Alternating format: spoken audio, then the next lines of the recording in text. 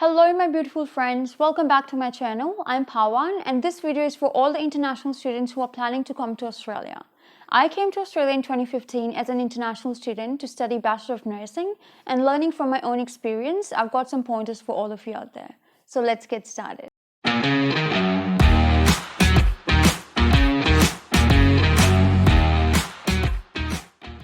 Tip number 1 is budget your money.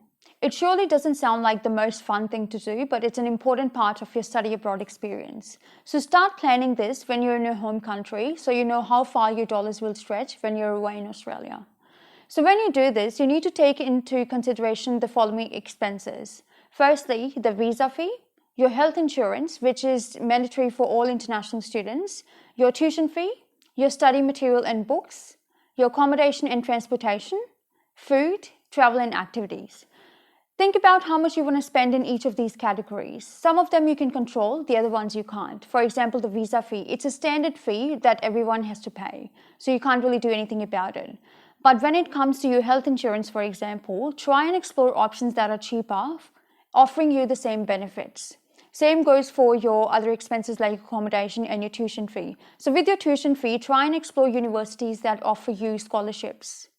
As expensive as it is to study in Australia as an international student, it's really important that you're fully equipped before you come to Australia. Tip number 2, finding the right accommodation. The Land Down Under is well known for its student accommodation. There are heaps of options available, be it a private furnished studio or a shared apartment with some roomies. It's totally up to you.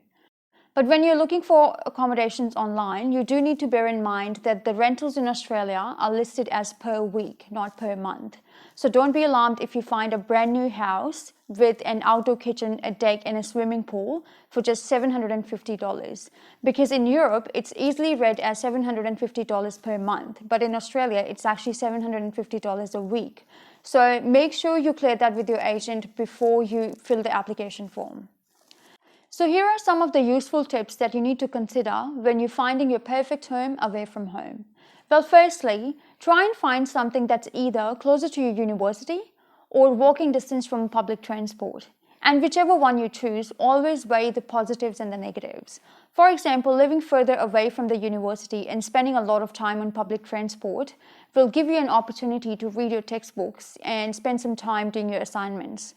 But it also can be really inconvenient when you have to be at the campus by 9 a.m. next morning.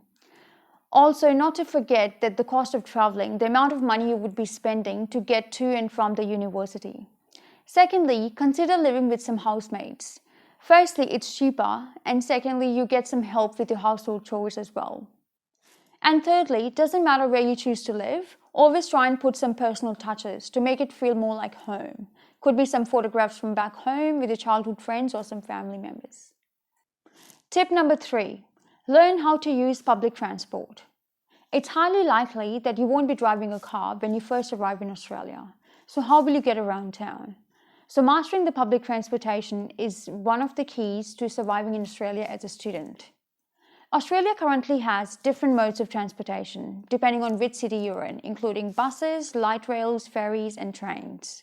And there are different public transportation cards available in different cities. For example, we have Opal cards available in Sydney, which can be used to travel across the state. So all you have to do is top it up with money, and it can be used on all different modes of transportation.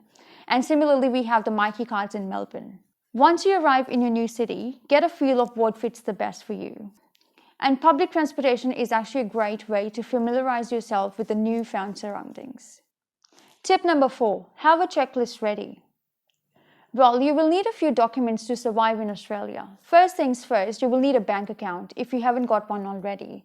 So how you do that is go into the bank's website, whichever bank you're going for, and create an account.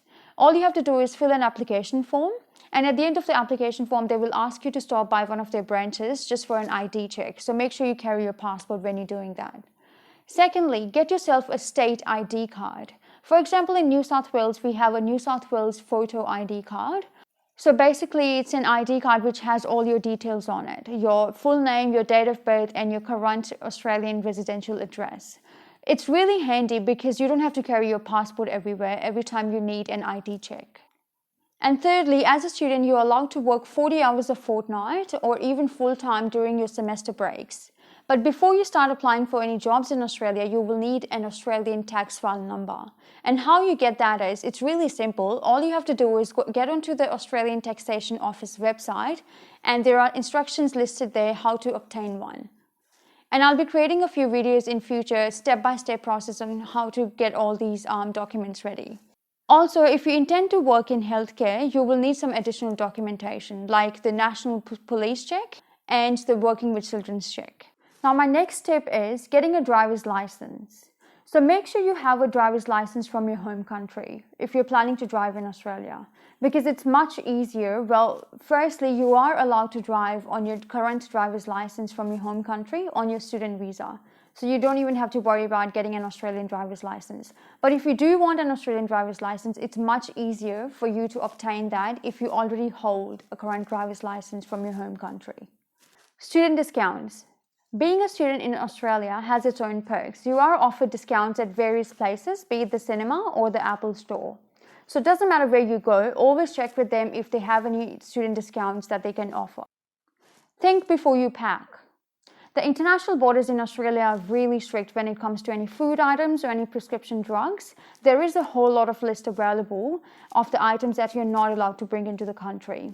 I will drop down the link in the description box below if you want to go and check that out. So make sure you go through the list carefully and pack accordingly.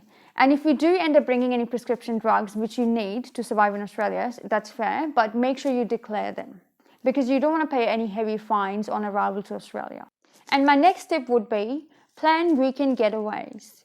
I'd say don't spend the entire study abroad experience either at work or in the classroom. Australia is full of interesting and beautiful places to travel to. So on your days off from uni, explore one of the beautiful beaches or the cities or see one of the many national parks that we have in Australia. Australian jargon. Australian jargon can be really confusing when spoken in a broad Australian accent. Some of the things that you might hear on daily basis are thongs, which means flip-flops, arvo, which means afternoon, Macca's, which means McDonald's, and bottle-o, which means a liquor store. Aussies are usually very friendly, so feel free to ask the person what the word actually means. And finally, stay connected to home. Be sure to keep your loved ones, your parents, in the loop so they're not worried while you're away. I know it can get really hectic with your study and your work schedule, but it's really important to stay connected with your family members back home. So guys, that's the end of the video, and if you still haven't subscribed to my channel, please do so. I hope you found this video useful. If you did, please give it a thumbs up, and if you have any questions, please drop them in the comment box below, and I'll see you in the next video. Bye!